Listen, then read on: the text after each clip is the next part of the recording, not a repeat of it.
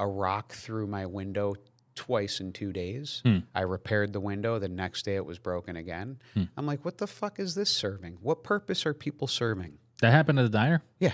Yeah. Damn, I didn't You know know that. those? Yeah, you know those landscaping rocks we have out front? Yeah. Under the awnings? Yeah. It was in May.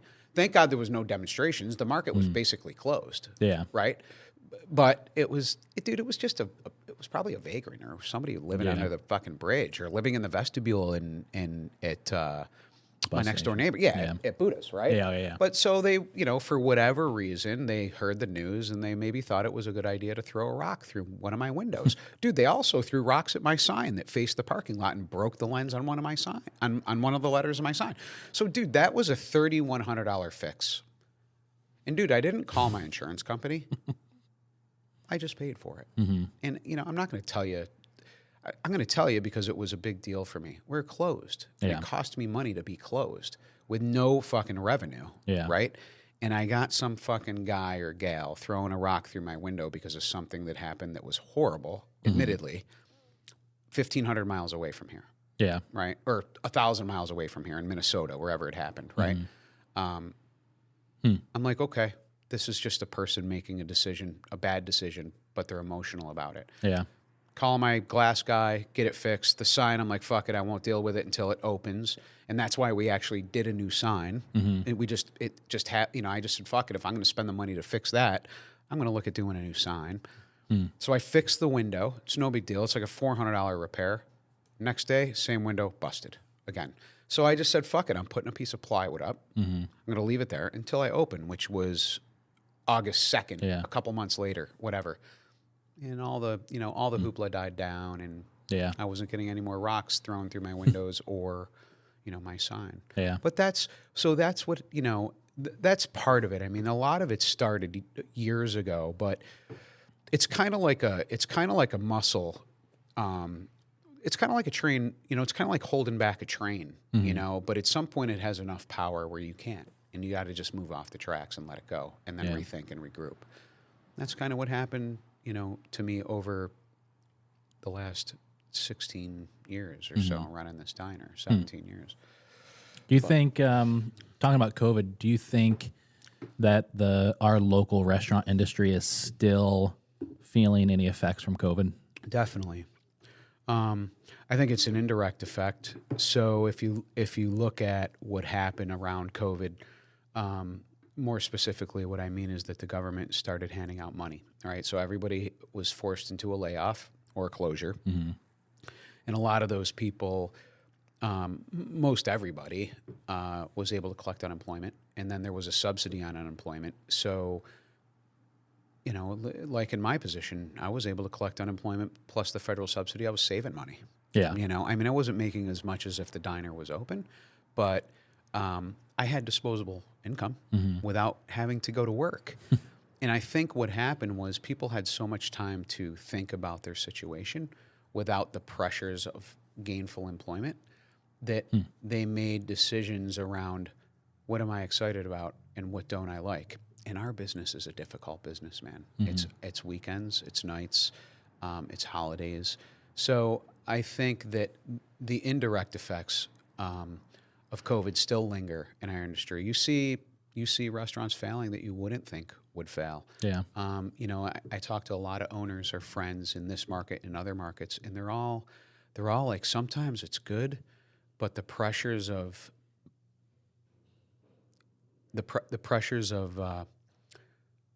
I like to say opportunism, almost like price gouging. I was at a bowling alley in Fulton for a kid's birthday party this weekend. They're still charging $1.50 for a wing, so 10 wings are $15 or $16. But, wings are back down to pre-pandemic levels. Yeah. So what's the justification? Right. Well, it's the same justification the state has with the New York State Thruway. When's the last time the Thruway cost you less money? It just doesn't happen. Yeah. Right. So there's lingering effects of the pandemic. What's probably the most profound one we see? Labor. A lot of people got out of the labor force. A lot of people retired early. Yeah. A lot of people parlayed that little bit of income into other things, business opportunities, things they've always wanted to chase. There's a lot of landscapers out there that, bought a truck trailer and a mower, and they went into business for themselves, and they hired people. And, you know, a lot of those people came from our industry, hospitality, you know. Yeah. So definitely there's lingering effects. Absolutely. We feel them. But, you know, we've been fortunate, you know, in that we've never really been in a position where, with the exception of our nighttime business, where we felt the crunch of labor, where, you know, I've had to work nonstop. Yeah. You know, but knowing that I pay above industry standards, and that's by design. It's on purpose, you know. That's our, you know, I hate to sound cliche, but our greatest asset is our people. Yeah. You know, if you don't have people, you can't sell food. Right. You know, you can't sell anything. You know, you can't build anything. You know, unless you have an AI model and you're technical and you can develop that. You know, Right. And like we were talking about right before I hit record, is the you can get somebody in there who just makes life a living hell. You know, you can have a staff that just like drives you crazy, and makes life worse on a completely different level. Yeah, it's really surprising how it's not surprising. It's wildly expensive to go out to eat nowadays. Yep. I was just having the conversation with two friends who own breweries, one in the Utica area, one here in Syracuse. And the one friend said this morning, he was like, I wonder, the way he phrased it, I wonder if poor people are still going out to eat at fast food restaurants because it's so expensive there. Like the middle income restaurants, let's say, are slow, and they're saying it's because they're assuming it's because people don't have money to go out to eat like they used to. But are poor people still going out to fast food restaurants? And I don't know, because it's expensive. You go to Burger King today, it's $14 if you get a number one, a Whopper with fries and a drink. It's $14. You and I have had a relationship for a long time, and we've probably had this discussion. But what I find is people are less inclined to change their habits. But they're more inclined to just change how and where they spend their money. But they're still out there spending, right? So I pay attention to a lot of the economic data that's published every week. And if you really want to get a sense of how weak or how strong the consumer is, you take a look at credit card balances and you take a look at defaults. And then you can also take a look at the manufacturing industry, right? How is the consumer? It paints a picture. Well, I think the tougher the economy, in economy, I mean holistically looking down, like how far does my income take me at the grocery store?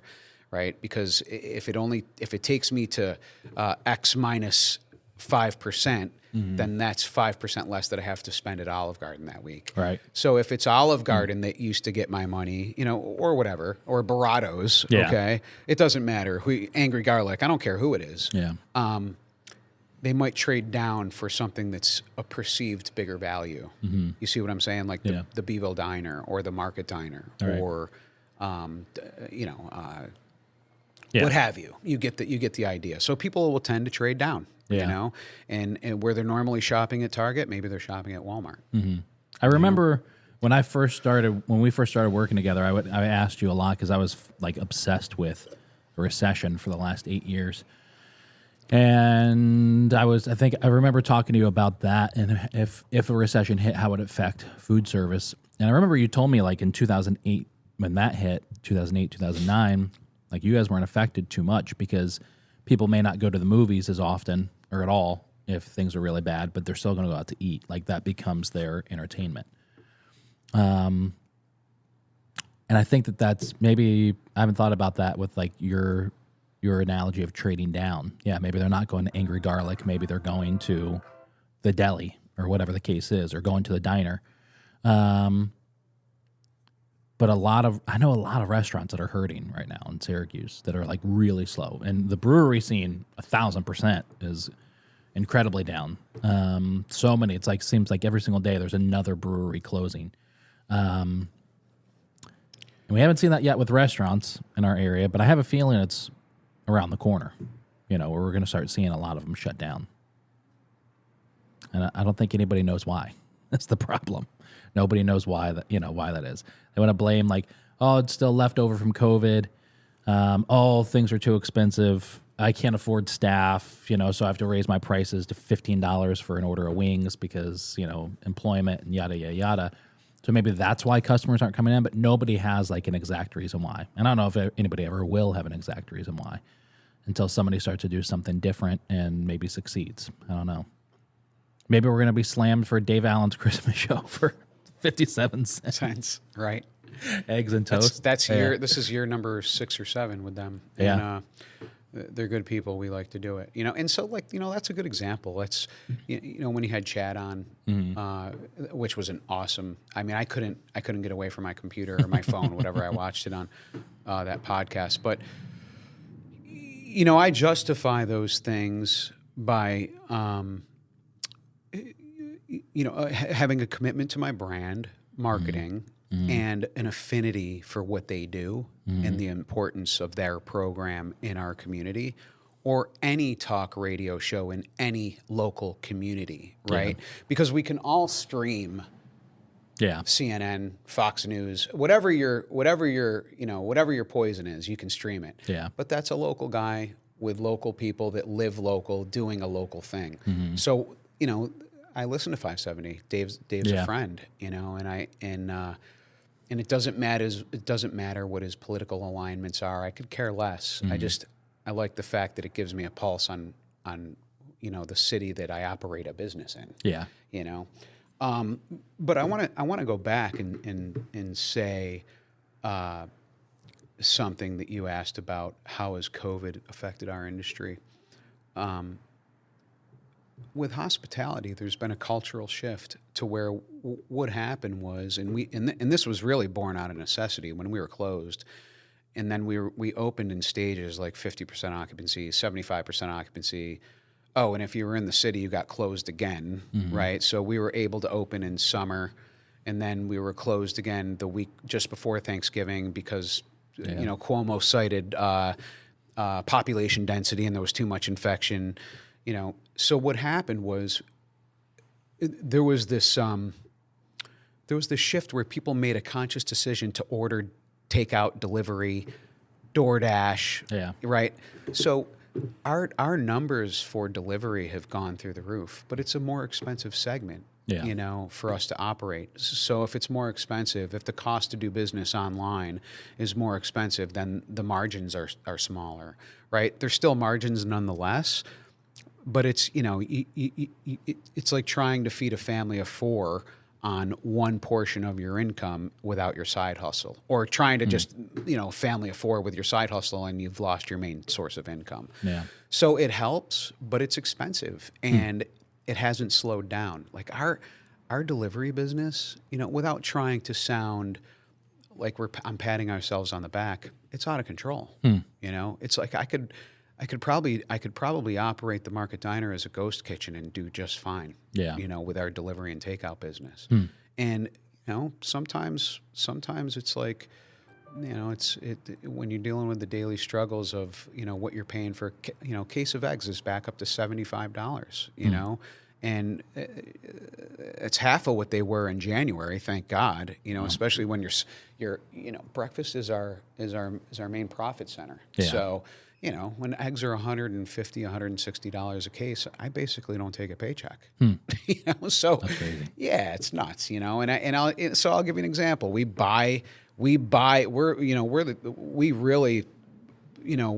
practice what we preach. I buy eggs from a guy in Lafayette, and sometimes a guy in Pompey. I shop it, but I buy local eggs because they're typically, they save me some money. Yeah. But if there's bird flu throughout Europe, right, and the egg board is determining the cost of eggs nationally, he doesn't have to adhere to them. Yeah. He's being opportunistic.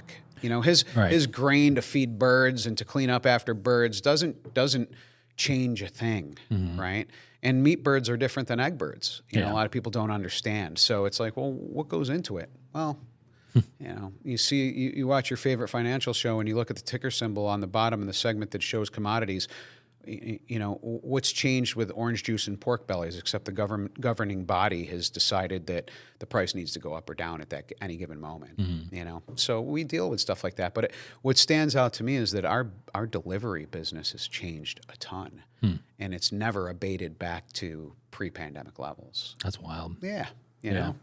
I wonder, Instacart took off during the pandemic. It gave, I mean, yeah, we still use it. My wife and I still use Instacart every single week because, part of it was just in the beginning with, having Anthony, it was easy. It was a, pain to go grocery shopping.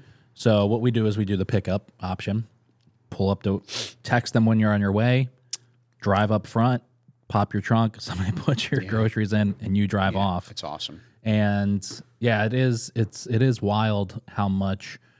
I wonder what that is. Like, what is the convenience? What's the amount of money that Americans spend on convenience every year? I mean, it's got to be multiple billions of dollars. For me personally, it's my biggest motivation. Yeah. Because we put such a, Anthony, I don't know anybody, and I'm not stroking you. You work nonstop, right? And you have a little kid at home, you have a wife, you have parents, you have siblings, you have a family, you have things that are also important to you outside of your four walls here on Fayette Street. Right? Yeah. So if you can have someone meet you in your office and cut your hair for $50 instead of $25, that might be an attractive look for you, right? It's the same thing with having your prescriptions mailed to your house. In many situations for less money. Yeah, but, for sure. My parents are elderly. My in-laws are elderly. It's not getting in the car and going to the grocery store that's so hard. It's carrying the groceries from the grocery store into the car, cleaning the snow off the car, making sure the driveway's safe, and then carrying the groceries inside and putting them away. Yeah. So for the 10% convenience fee we're charging, my parents, they're old school. They don't want to part with the money. They're like, we have time, we could do it. Yeah, but getting around is difficult for you. They see the value in the convenience of Instacart. So me, I personally, I put a huge price on it because my time spent with my kids, my wife, and helping my parents, my in-laws, is far more valuable to me at north of 50 than it was north of 30. Yeah, for sure. You know what I mean? Or south of 40. Yeah. It's a different animal. It's totally different. Oh, yeah. Yeah, really. It's funny. I was at the restaurant last night and, I told my wife, 2 weeks ago, hey, I'm doing this pop-up. So Monday and Tuesday night, like every day I try to be home between 4:30 and 5 o'clock because, when you think about it, like, you've got kids. Rebecca and Anthony leave the house every day at 7 a.m. She takes them to daycare. She goes to work. She picks them up from daycare at like 4:30. And he's home, hanging out, have dinner. He's in bed by 7 o'clock at the latest. So I've got like 2 to 2.5 hours a day with my son. It's crazy to think how little time you have. So I try to get home like between 4:30 and 5 so I can have like that hour and a half, 2 hours to hang out with them. And doing the pop-up, I'm up at the restaurant last night. It's dead, like we were talking about. And I'm like, why in the hell am I here doing this? I had to like rush home. I had 20 minutes to hang out with Anthony last night before I went to bed. But I'm like, why in the hell am I up here doing this right now? This is the dumbest thing in the world. It's amazing the priorities that change when you have kids, and now I just have, if I had some of my clients or some people that are like, hey, we can't meet during the day to do this. We need to come do the photo. Like I was at Harvey's Garden last night at 8:30 p.m. doing a photo shoot for their cocktails because that was the only time I had. I was like, all right, I can do it during the day, but you're not available. So I can't do it at 6. I'm going to have to come at 8:30 after Rebecca and Anthony have gone to bed so I can, do this. It's great. I wouldn't trade it for the world, but it's amazing how much scheduling and priorities change when you get things that are more important, like kids. No question. Yeah. How is you've had the diner now for, would you say 16, 17 years? Since 2008. It's crazy. Yeah, it's nuts. Yeah. What's and I mean 49 years with the family, right? Yeah. Yeah, my father-in-law had They bought it in November of '74. He had two partners. One is still a prominent businessman here in Syracuse in a totally different business. While my father-in-law's partner, ex-partner, son is a prominent businessman here. And then his other partner has passed away recently. Well, in the last eight years or so. But yeah, so my father-in-law ran it forever, and then my brother-in-law bought his father out, and then my wife bought her brother out. We bought her brother out. So yeah, it's been good to us, But I always say that it's taken care of a lot of people, but the last few years I've always say it's been good to us, but we've been good to it. A lot of people take a look at us and they're like, man, you got a lot of flexible time, and all those things are true. It's inherent to being self-employed, but I never get the comments that say, hey, you went 7 years working, 14 hours a day, or you went 12 years without a day off. And I don't tell you that to impress you. It's the reality of it. Yeah. And I remember, there's those weeks in January and February where you didn't get a paycheck, and, so I tell you, I used to love it. And I guess what I loved most about it, I still like, is the people that come through the door. We're blessed that we have 4,000 people that come in the restaurant a week, and a lot of those people are people that you have an emotional connection to because you see them so often. I guess that's a big difference between what we do as a local hometown diner versus what you're going to see at Longhorns or a Red Lobster, is that some of these people eat at our place twice a day because we're their dining room, we're their kitchen, So, 16 years now, I guess, '08, right? Yeah. Is what, 18, 15 years? It's crazy. Yeah. So it's good, My kids are too young to think about taking it over, but we'll see. My daughter watches cooking shows with my wife nonstop. She loves it. I've asked a few other parents this question, and growing up, it's funny. This sounds morbid, but getting older, I think about how many more years I've got, with my parents, and I forget what that number is. Somebody was saying you have X amount of 4,000 weekends or whatever it is in your life. I think it's more than that, but I did the math. I was like, all right, my dad's this age, average life expectancy. I've got this many more weekends with my dad, or for our son to hang out with my dad. So we've started to prioritize that a little bit more. It's like on Sundays or Saturdays, we're going over there for an hour. But I remember growing up, even when I was young, I was like, my parents struggled. Mom and dad had a diner when I was 9 years old, 50s style diner in northern Kentucky, where they had New Hope Mill pancakes and, all that kind of stuff. That's awesome. But I remember in that, growing up thinking, I never want to do what my dad does. Yeah. Never want to do it. Get me the furthest thing. I mean, I was trying to be a pastor. I never wanted to be anywhere remotely close to the food service industry. And then today at 37, I look at it, my dad works at, is the sales guy at Lorenzo's, and we have a lot of overlap. I call my dad every single day to talk about this industry, I call my dad with a story. I remember the first time I went into a restaurant and somebody was talking about the Coke that they were doing, an hour prior. And I was blown away by it.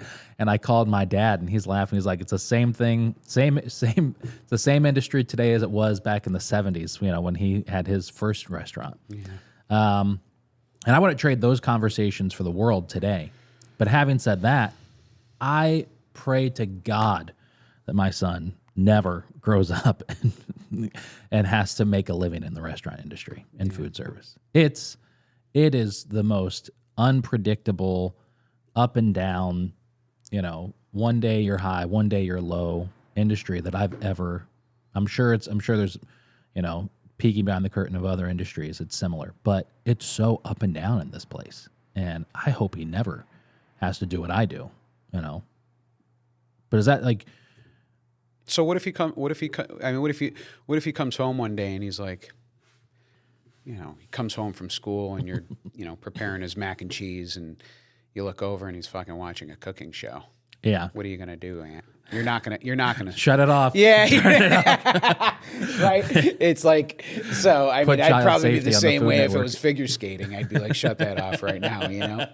So I'm not sure that I'd want my, you know, and I think this is cool, but I'm not sure that I'd want my child to pursue you know, a degree in music. Right.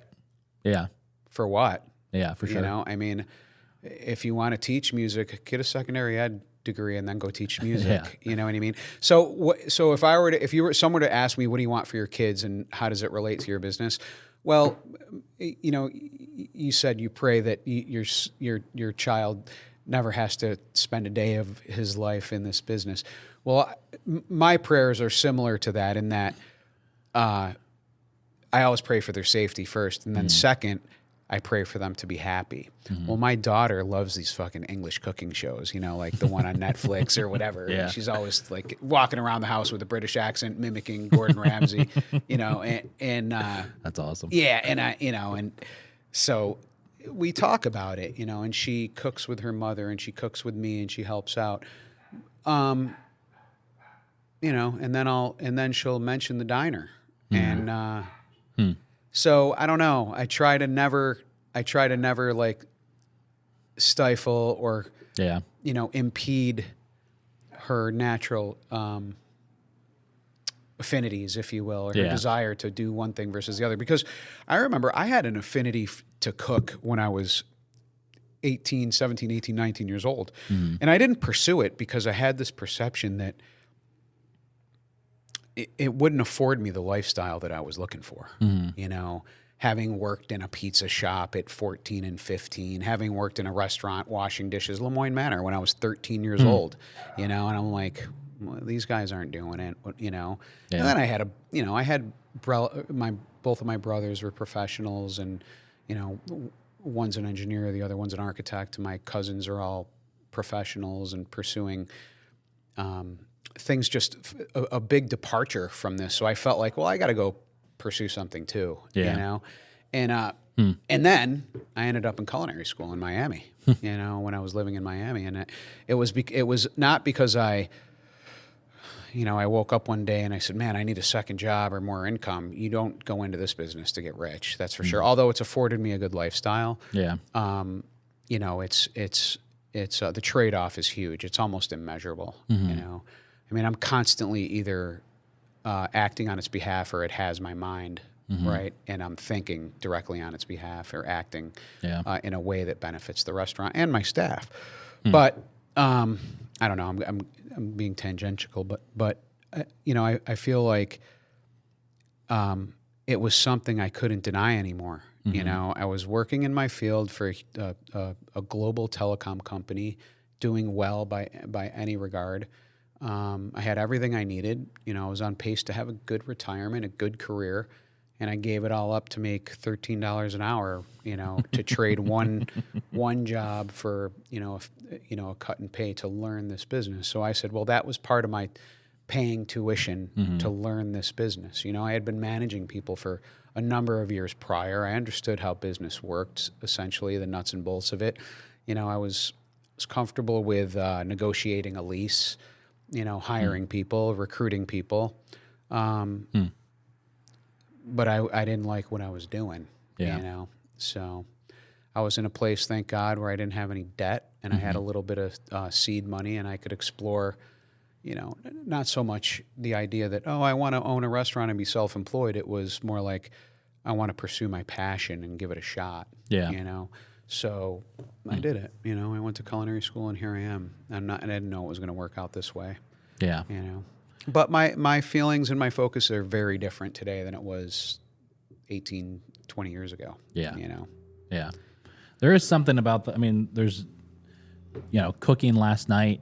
It's a lot of fun. It's a lot of fun to sit there and think through, how can I make this product really delicious? You know, how can I make sure that customers are going to enjoy it? What do I think is great? And what do I think is something that, like, people haven't eaten around here, and then creating that food and giving it to somebody. It's a really great feeling. And the rush of being on a line, especially when you're busy, there's few things like that exist out there that like an average person can experience of 20 tickets on the rail, at 5 o'clock, right? And so there is a rush for that. It's such a difficult business, So I don't know. Our plan for Anthony is when he's 20, we're going to say, here's a bank account with, and actually, our first aim was 100,000, but now we're gonna be able to blow that out of the water. But we're gonna say, here's $100,000. You can either go to college, which who knows if that's even gonna be a thing when he's 18. Like it is today. So you can either go to college and you can pay for your tuition with this, or you can start a business. And, if you're responsible and you have a business plan and, we're not just going to be like, hey, here's the keys to $100,000, go, good luck. Yeah. Then if you want to start a business at 20, you can start a business at 20. And I hope to God he doesn't say he wants to open up a restaurant. If you were going to open a restaurant today, a new restaurant, you have to. So you have to open a restaurant today. In Syracuse, what do you think you would open? Would you open up another diner? Would you go like, dinner service? What do you think you would do? I've thought about that, and so I love the idea of like and I'm not sure why I love the idea. Well, let me digress a bit. So I want to make it absolutely clear that I absolutely love to cook. Mm-hmm. I'm captured. It's cathartic for me. It repairs everything in me. And it's a solo endeavor and it's a creative outlet, whether you're making an omelet or you're making a souffle, right? It's just the way I feel about it. I love it. And that's what brought me here, right? So I'm never I don't see myself ever falling out of love with it like that. But if I were to start anew, it would be much smaller scale. It wouldn't be, we have 150 seats in the diner and another 25 outside, so 175 seats plus 4 delivery outlets, right? Plus pickup. It can be overwhelming. We employ more than 20 people, 32 at our height. In our busiest time. But I love the idea of a coffee shop. I do. I love it because I've always felt like I've never given enough time to like building and developing and creating pastries. And my career has always been focused on savory. So I like that idea, and I love coffee, and so something like that has always captured me. And then a smaller diner, almost like the Trackside Diner in Liverpool. Yeah. 20, 30 seats. That my wife and I could do, Wednesday through Sunday. Right. Breakfast, lunch, have a nice day, not look to hit the cover off the ball. Something to continue with, having those relationships with people that walk through the front door. There's no, I don't, listen, you and I know a lot of people in this business, and I know a lot of people that have done very well. And I also know those people that haven't done very well. It's difficult, it's difficult. And having worked in corporate America, it's difficult to a totally different degree than just answering to a schedule on a project or to a boss. It's different. Yeah. It's, there's a lot of sacrifice that goes into it, and sacrifice is okay. Sacrifice goes into any endeavor that you care about, right? But you put so much on the line for this, that it could affect your personal finances for years to come if you make a bad decision. Yeah. Right. So you're always thinking about that. If you go to work for AT&T or New York Telephone and you make a bad decision, oh well, you might lose your job, you might leave your job, but you can go get a new one the next day, and you haven't exposed yourself to any financial risk other than to going without a paycheck for a few days or a few weeks or what have you. Yeah. With a business, it's different. Yeah. So. Yeah. I think that's, I said it a couple of years ago. I think it might be a stupid thing to say, but I'll say it again. And that is, I think one of the worst, I shouldn't say one of the worst, that's over dramatic. I wonder how many resources failed restaurants sap out of, local communities, because the number of restaurants that open and close is staggering. And I've been doing this now. I've been back in Syracuse for 8 years, and I've now seen, I think, definitely the first, maybe 2 passes of restaurants that have like opened, stayed open, like struggled for a couple of years and then shut down. And it's crazy to see. I mean, there's definitely a life at the end of that tunnel for sure. And I don't think there's anything wrong with somebody who opens in a restaurant, takes a swing at something and it closes, right? I mean, listen, you got to take a risk. I think of Paul Valenti. I mean, Paul had, 2 or 3 failed attempts before Glazed and Confused. So you have to fail before you're gonna, you're not gonna have an idea that's just gonna knock it out of the park. Or if you do, it's incredibly rare that like your first attempt at something is gonna make you this incredibly happy millionaire. But it is interesting to see how many fail and to see the people who still try again. I've got a friend right now has 4 restaurants that have failed, and he's now on his 5th one. And this is going to be the one. This is the one that's going to make it. Sure it is. It's awesome. No, trust me, Tony. This is the one. Yeah, this is the one. Do you have 100,000 I could borrow? Yeah. Now I get it. So the number one reason restaurants fail is they're undercapitalized. Yeah. All right. So people, and then the second reason, typically, a lot of people will say, well, it's concept and location. Well, partly, but that falls into a different bucket. It's really competency. They don't know. And I'll give you an example. A guy spends 30 years at UPS driving a truck. He does really well. He's got a good retirement. He's got a great 401k. And he decides that one day he wants to open a diner, but he knows nothing about food service. He's never ordered food beyond what he has to order for his refrigerator in his house, and his wife may do that. He's never actually done it, right? But he's going to risk $300,000 to seed a restaurant, right? Without any understanding of what it's like to recruit, interview, hire, train, order, build, market. So what any good financial advisor is going to first do with you, if his first question is, or her first question to you is, how much money do you have invest? I would tell you to run as fast as you can. What the first thing that should happen is, after the introductions is, they need to put you through a risk assessment so they understand what your competency level is in being complicit in getting yourself to and through retirement until the day that you go into the ground. In the same way that happens a lot in our business. And I see it all the time. Guy spends 40 years at GE. He wants to blow $500,000 on a restaurant. He does it. He doesn't know why it doesn't work out. Doesn't mean that it can't. But it means if you don't have the experience, then you have to relinquish the reins a little bit. And being a good leader is finding and surrounding yourself with people who can, right? And I believe in that too. I mean, that's what Elaine and I do. We pay for great people. So whose fault do you think it is that so many restaurants fail? I mean, fail? Yeah, because what's that number? Is it 80%? It's like 80% of new restaurants that open in their first 3 years fail, or whatever that number is. I know it's staggering, but who do you think is to blame? I mean, I'd like to say, and I've met, like you saying that story right there. I think of 2 people I know who did the same thing. Great, amazing jobs, retired.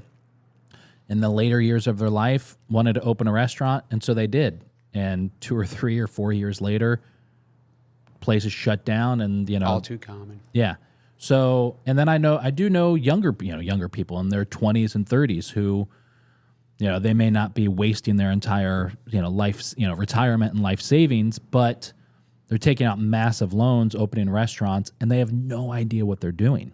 But everywhere that I've looked, I don't see anyone talking about education and, listen, you're going to do it. We can't talk you out of opening a restaurant. So, and you understand the risks going into it. here is the training that you are going to need before you open your restaurant. You know, I don't see anything like that out there that exists. You know, when I first started, like I've always put restaurant owners on a pedestal of, wow, you know, you open a restaurant, you must know so much more than I do about business and finances and life and people and food.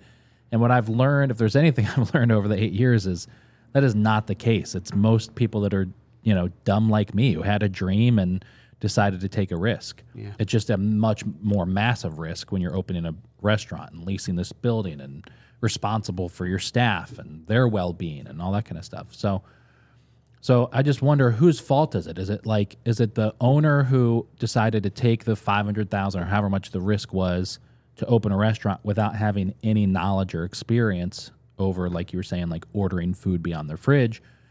Is it the people that are investing in them and giving them the money?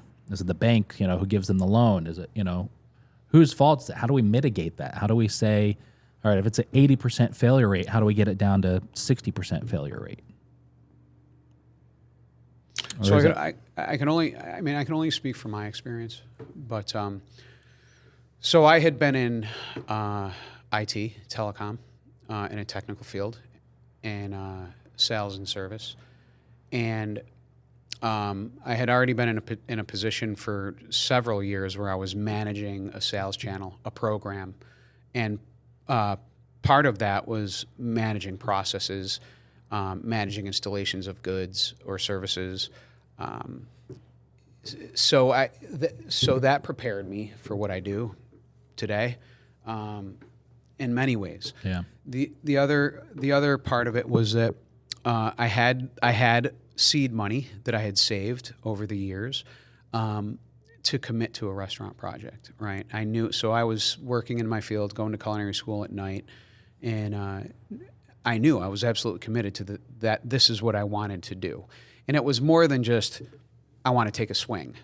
You know, I wouldn't do that, right? So my attitude was like you. I knew what the statistics said. Yeah. You know, I knew what the numbers were like. You know, I knew that the failure rate was astronomical, and I didn't want to get close to those numbers. I wanted to find a way where I lowered the risk. Right, my risk assessment is not very high. My risk tolerance is low. I didn't want to take a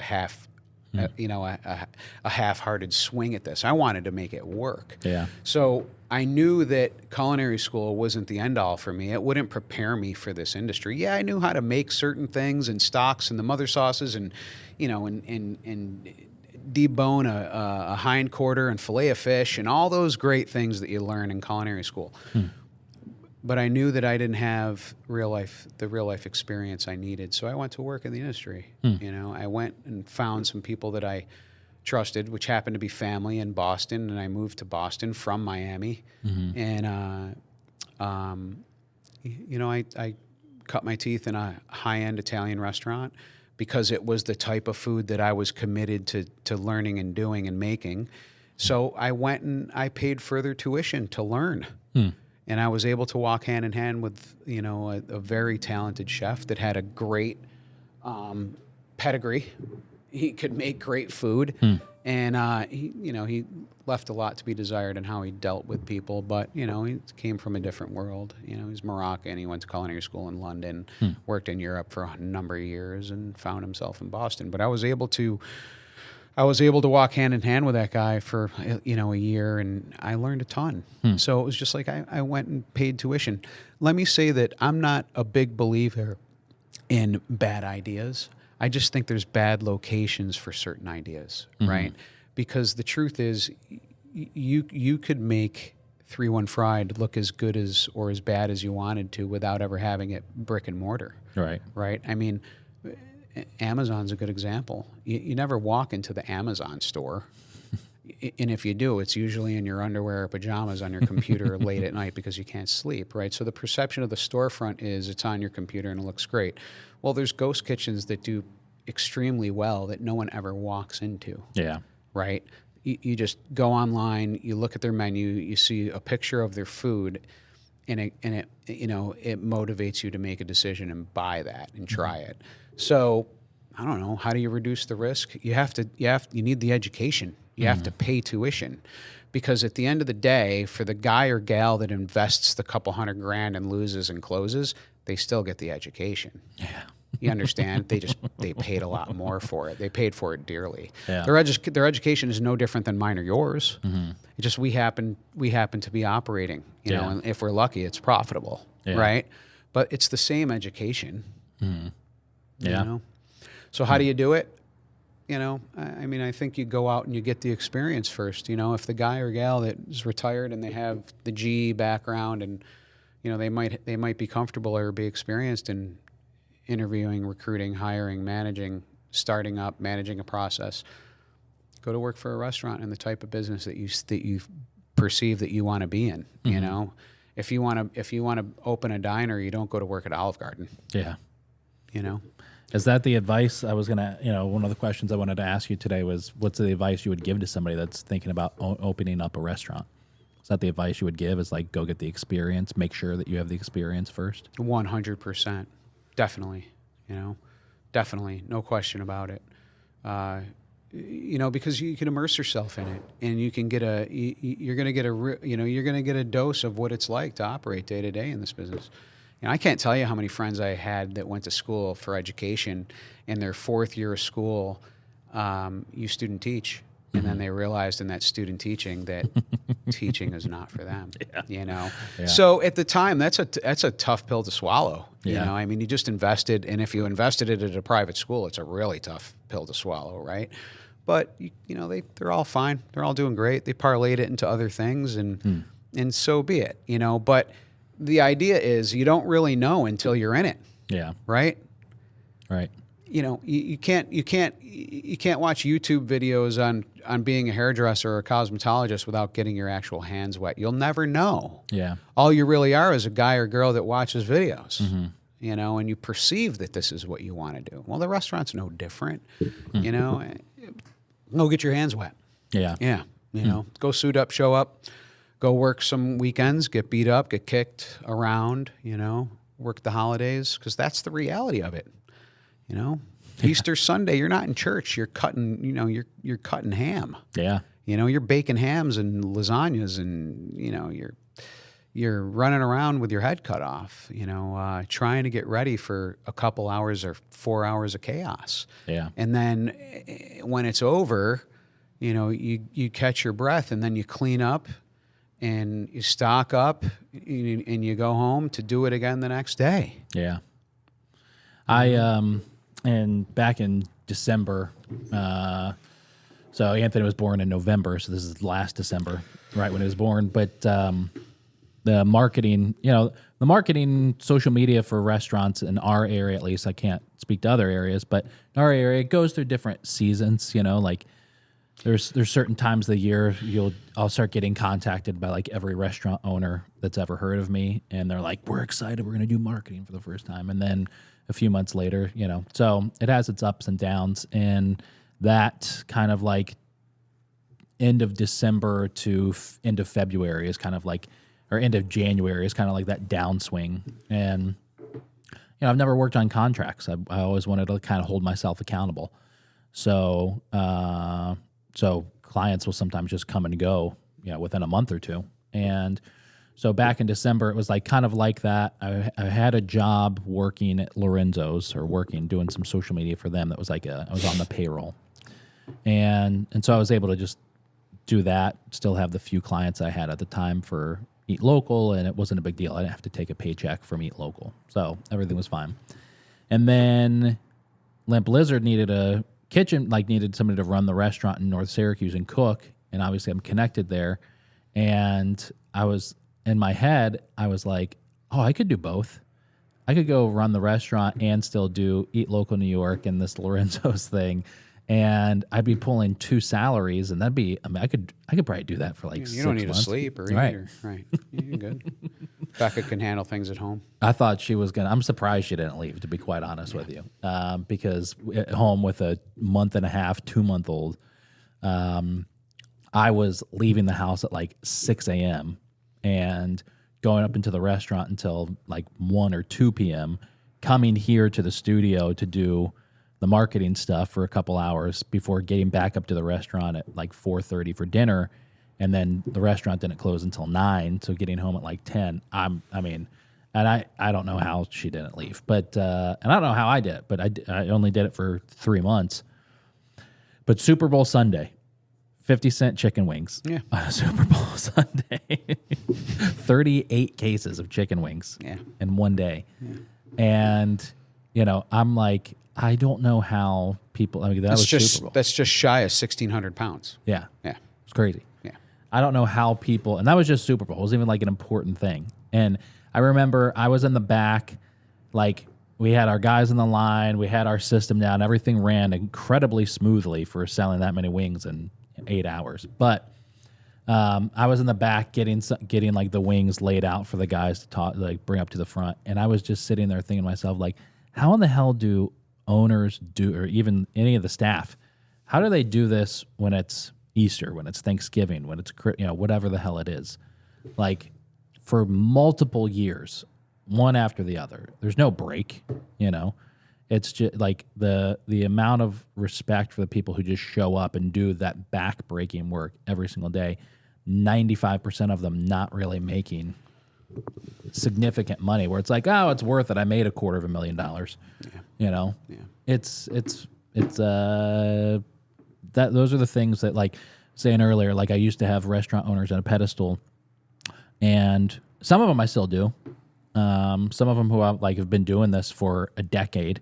Not to say this just because you're sitting here, but people like yourself who like haven't given up, or still every week looking and saying, all right, how are we going to save money this week? Shopping eggs, like you said. So I still have some of them on a pedestal where it's like, all right, you obviously know a hell of a lot more than most. But most of my respect goes out to the people who have been doing this for 25 years on the line in a kitchen. They're not making enough money to retire early or have a second home or have a vacation place. They're working holidays and just dealing with it. It's insane. I don't know how people do that. I really don't. Yeah, I don't know. I don't know how they do it either. I mean,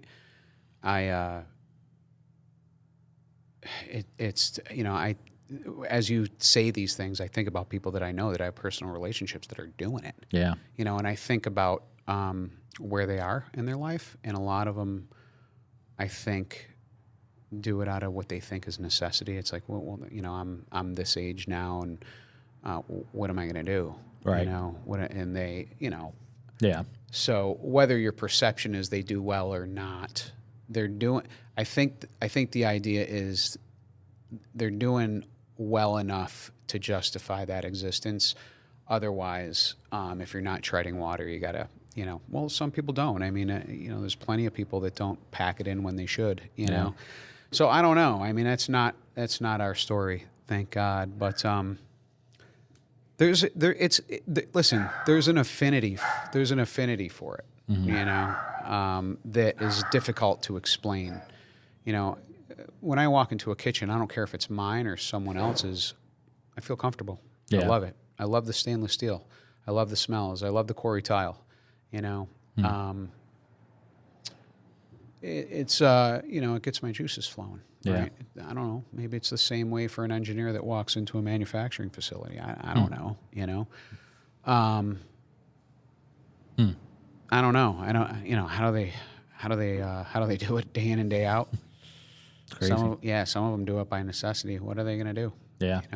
And I think that's partly to go back to the COVID conversation.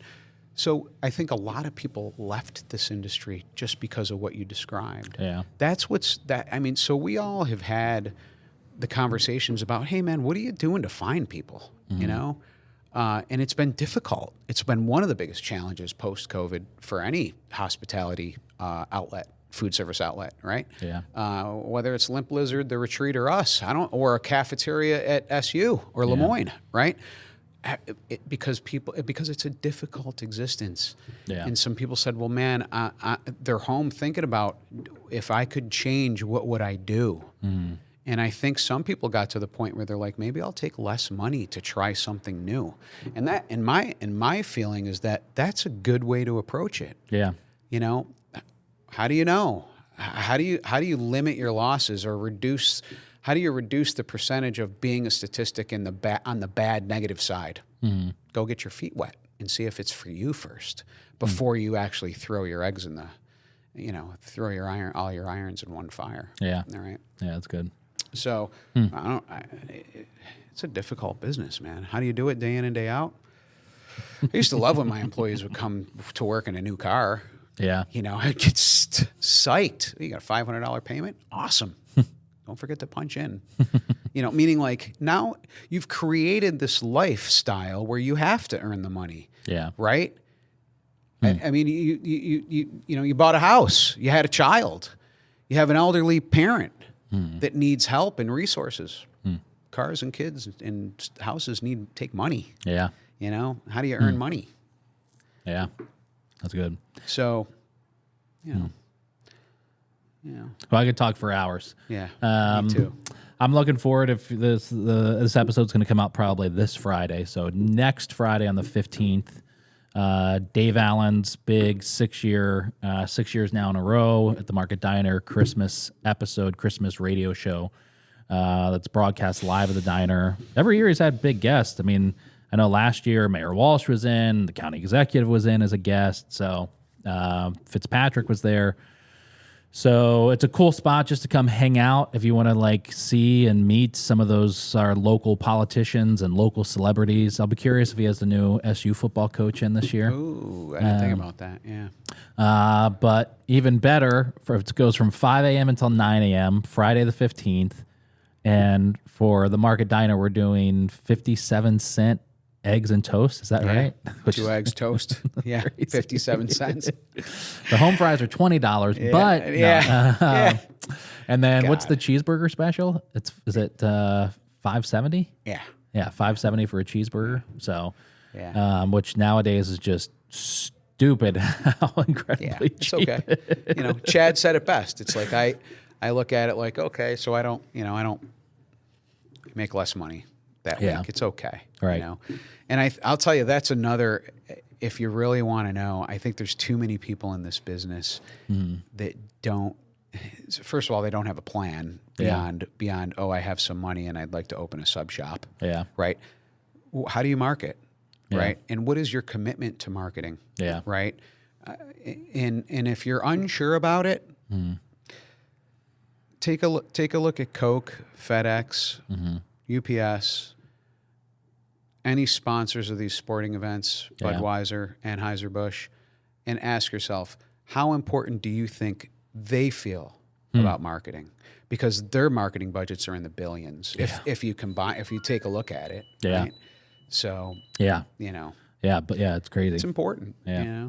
So. Well, not that you need help getting any more people down there for that day, but anybody who's listening to the podcast, if you want to come down, I'm going to be hanging out there. Dude, I'm sorry. This is my my CGM meter. I have a glucose meter on. Oh, yeah. Yeah, it sucks, but what are you going to do? Yeah. Go ahead, sorry. Anybody who's listening to the podcast listener watching on YouTube, I'm going to be down there hanging out. So the first 25 of you that want to come down, breakfast is on me that day, and then I'll be handing out Eat Local New York cards to you as well, free for your Christmas gift. So the 15th, send me a DM on Instagram. Let me know that you're coming.